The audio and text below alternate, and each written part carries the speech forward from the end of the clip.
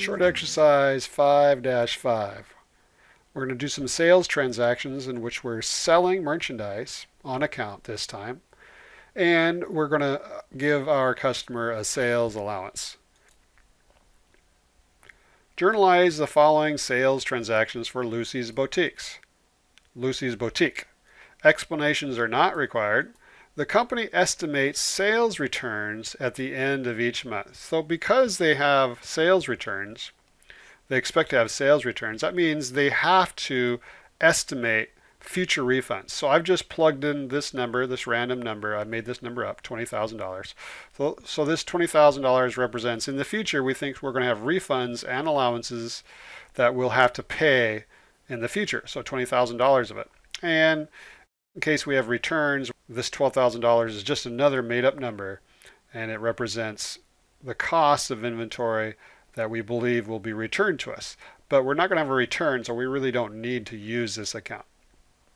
So again, I've just made up this $20,000 number because then when we do the allowance, it kind of helps us to do the problem. It makes more sense. So we've got some transactions here, but we really don't need the box open because we've got the transaction listed right here. So Lucy sold $63,000 of women's clothes on account. Credit terms are 310, net 30. So this means the customer, if they pay within 10 days, they will receive 3% off. Otherwise, the net amount is due within 30 days. And the customer's name is Maria's addresses.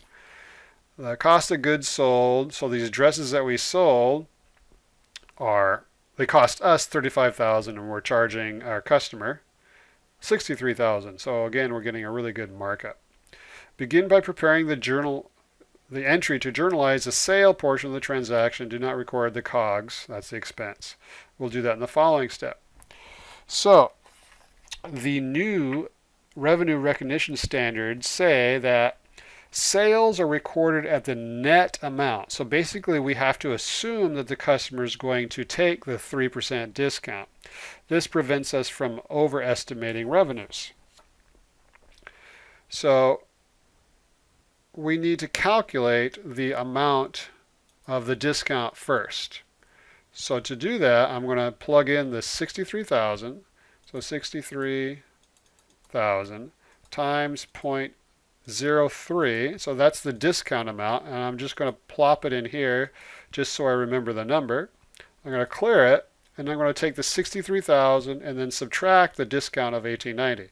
So 63,000 minus 1890. So we're going to record $61,110. So I'm going to get rid of this discount amount. Now, so the debit account means we're going to receive either cash or AR. So whenever we sell something, we're going to record cash or AR. And of course, this time we sold it on account. So accounts receivable, which is an asset, is going to increase. And how do assets increase? They increase on the left side. So we're going to increase AR by 61,110. And then because I want to have an allowance, I need to keep track of AR. I suggest on a piece of scratch paper you do a T account for AR. So I can't use scratch paper on here, so I'm just going to put 61,110 in AR.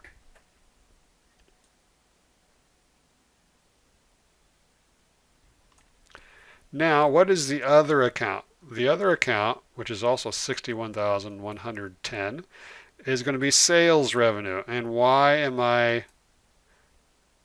crediting that? Because revenue is going up. And how do revenues go up? They go up with a credit. So that is why I am crediting sales revenue.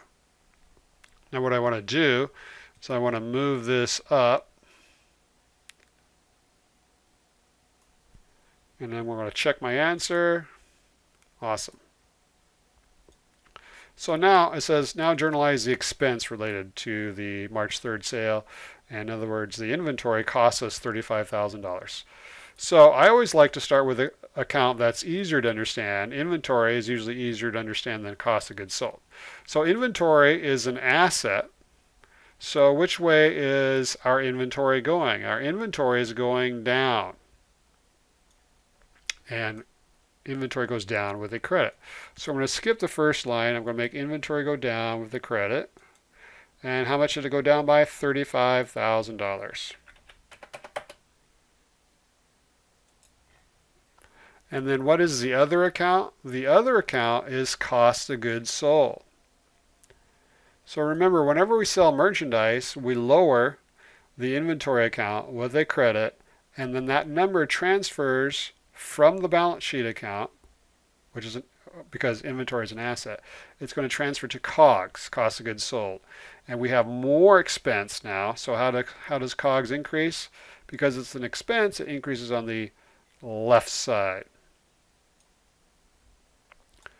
So cost of goods sold goes up, also known as COGS.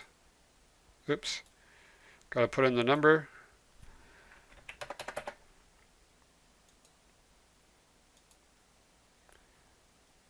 Now, so we made the sale on March 3rd. It's March 7th now. Lucy granted a sales allowance of $100 for the clothes sold on March 3rd. Maria's dresses did not return the inventory. So this is an allowance. So what an allowance means is similar to a return, but the customer does not actually return the merchandise to us. So what has apparently happened is Maria's dresses called us and said, there's something wrong with the clothes that we sold them. Could be the wrong size, could be the wrong quantity, could be the wrong color, whatever. And so Lucy said, well, why don't we just give you $100 off and then you keep the clothes? And Maria's dresses said, sure, that's fine. So we're going to have to record a $100 debit and a $100 credit. So let's start with AR because that's easier to understand. So back up here, we increased AR by $61,110, which I've done in my T account over here. Now what happens to this AR when we give them the $100 off? The AR has to decrease. How do we decrease AR? With a $100 credit. So I'm putting on my Excel version of scratch paper, I debited or credited AR, and now we can see that they owe us $61,010. We will need the $61,010 later. So we know AR is being credited, so the credit account, remember debits have to be listed first, so I'm going to skip the first line. So now we have to figure out, well, what's the other account? Well, remember with refunds, the refunds payable account, we will decrease the account when we give an actual refund or an allowance because the amount of future refunds is being lowered. So let's look at the T account I did earlier. So remember I had put this pretend number of $20,000, which meant we thought in the future we're going to have to refund or give allowances of $20,000 to our customers.